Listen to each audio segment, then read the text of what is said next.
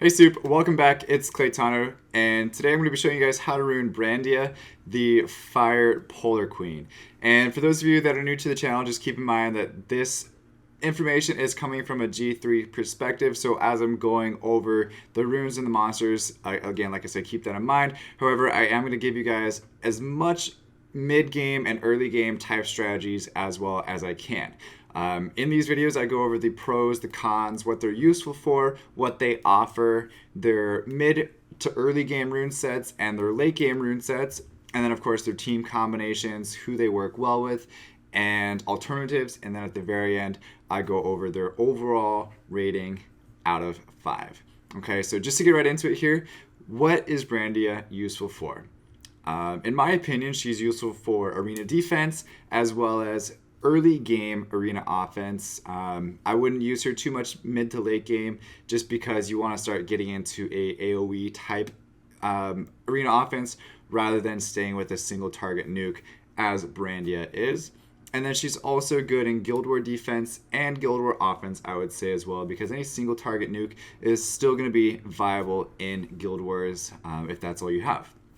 So what does she offer? She offers a 44% HP leader skill for arena, which I, for one, think is very, very great to have on a monster, especially a fire monster like Brandia.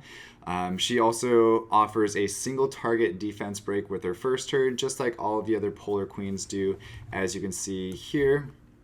Here's her leader skill as well. And then she also offers a shield and an attack break, all with the same skill for AoE, and that's her second skill as well. Some of her pros, something that makes her unique is that she awakens into speed, which not a lot of other Polar Queens do. So just to have that extra speed boost is, amazing. So don't worry about that. Just keep your eyes focused right here, right here. Just, yeah, close the door. All right. What else? Her second pro, I would say, is her 44% HP leader skill. Like I said, it's really, really good to have. It's definitely one thing that makes her useful, I would say. Her third pro is that she has a skill 1 defense break. Fourth pro is that she does damage based on harmful effects. And what this means is that you could actually rune her full HP, full tank, and still do damage with Brandia on her third skill. And that's what I would recommend doing. I wouldn't recommend building her as a squishy monster just because she has support type skills. Make sure you're getting the most out of her by doing so, and we'll go over that later as well. And her fifth pro is that she's a fire element monster. So anytime you're on arena defense and you have a fire element and you're a support or like have a HP leader, you're always going to be like thinking of countering Lucians as well, as I said in many of my other videos. So to have the fire element, it gives them a higher chance to glance on you, which increases your survivability immensely. So what are some of her cons? What makes her kind of bad? She's an attack monster with support skills. As you can see, she has the attack bonus, but her skills are kind of supportish.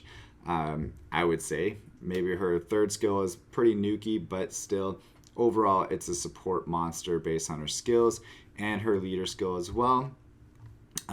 She's a single target nuke, which again doesn't make her viable for arena or for a huge AoE nuke type monster, unfortunately. For arena offense is what I meant.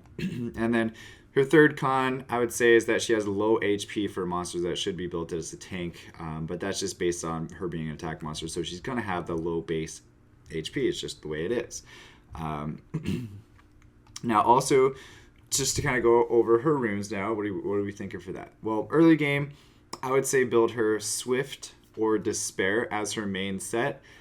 The reason why is if you build her Swift, if she's as fast as you can possibly make her, then she's going to be putting up her shield first. She's going to be decreasing her attack bar first, and that's going to be more important for her to do rather than to get off a bunch of damage. So you're hoping that she uses her second skill on AD, or if you're in Guild Wars, you want to make her fast still, just so that way you can put up that block.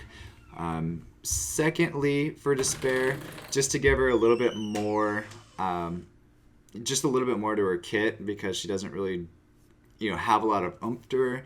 So if you put her on Despair, it'll also kind of help with her third skill as well, because it's putting another beneficial or harmful effect on the enemy, where it could increase your damage if you were to do a couple different things where you increase Brandia's attack speed afterwards, and she's able to go twice before that monster gets another turn and still has the stun on it. But her offset is kind of up to you, whatever you have good stats on. You can go energy or guard, and also still, even though she is going to be built pretty much tanky, you can still get damage out of her. So building her with a little bit of crit rate and maybe going with a blade offset rune would definitely work as well. Main things that you want to use for her 2 slot is speed. I wouldn't really recommend anything else. 4 slot is HP percent. 6 slot is definitely HP percent as well. The only thing that you can kind of switch around is having a 2 slot HP percent, just doing triple HP, and then getting the speed from subs. But I would say early game, you're not going to want to do that, because you're not going to get enough speed subs to make it worth your while, because you want at least, I would say, 100 speed plus on Brandia, or try to get to that limit. What are her late game skills or runes? I would say Violent is the most important set to have on her. Her offset would be Revenge or Will. I would say if you're using her strictly for Guild Wars, Will is a better option out of the two, but the Revenge is nice as well, because if she's getting attacked, then she could Revenge and defense break the monster as well. So keep that in mind. And then again, just like I said, the 2, 4, 6 for her at late game, don't even worry about the microwave going off right now or anything, because that's not rude or anything at all. 2 slot though, it could be speed or HP depending on what you want to do with that. Again, at least try to have 100 speed on her if you do go HP slot 2. Most likely if you don't, or if you can't, try to go speed on that slot.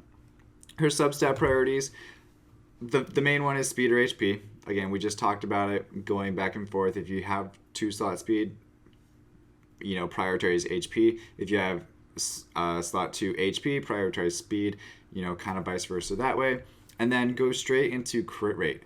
As long as you kind of build her with at least a little bit of crit rate, I would say like 50 to 75 is a decent amount. Obviously, if you can do more, do more. Then focus crit rate as well, because she's going to do more damage when she crits with her 3rd skill, and so at least she'll have a little bit of use there.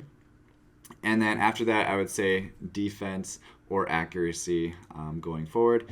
Her team combinations in Guild Wars, since she does a lot of damage based on the amount of harmful effects, you're going to want a super utility type monster that's going to be putting a lot of stuns down or defense breaks. And the first monster that comes into your mind, I hope you guys are thinking this as well, is Orion. So having Orion would be the perfect match for Brandia. Also maybe putting in somebody like Chibu with them. I'm sorry, not Chibu, Chaesoon with them as well would help, just to kind of give survivability, or Ritesh, because you can defense break, you can also provoke, and then Brandia can come in afterwards and do her thing.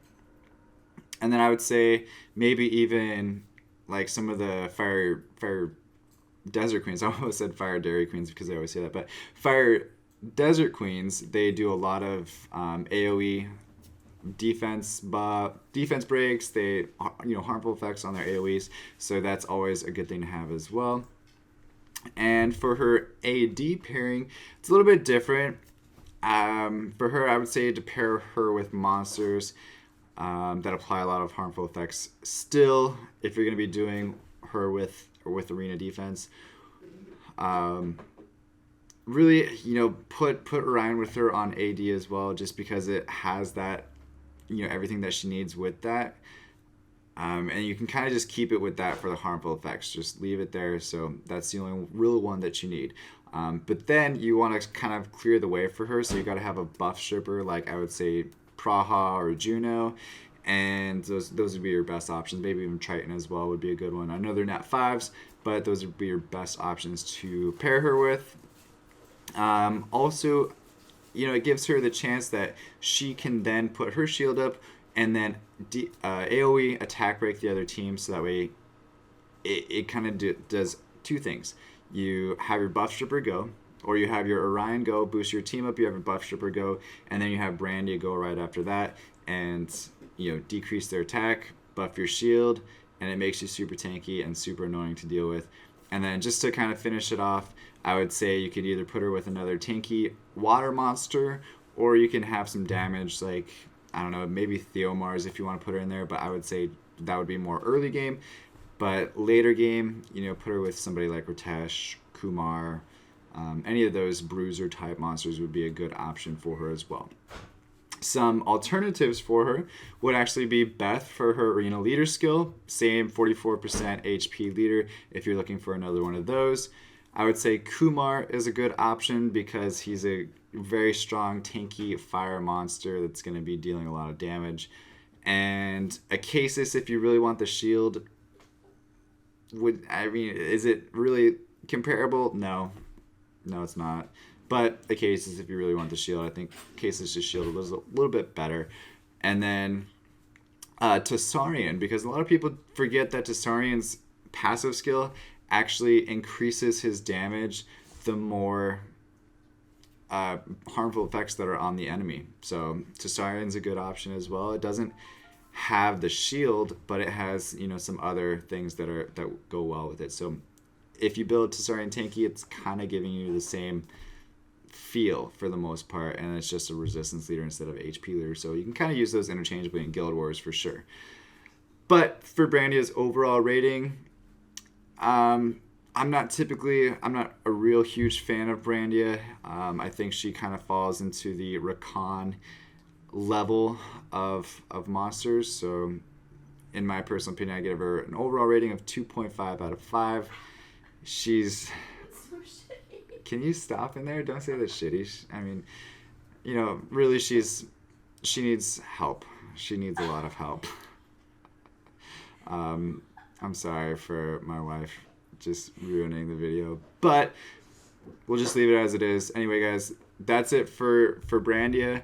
I will be posting a video as much as possible every single day, hopefully.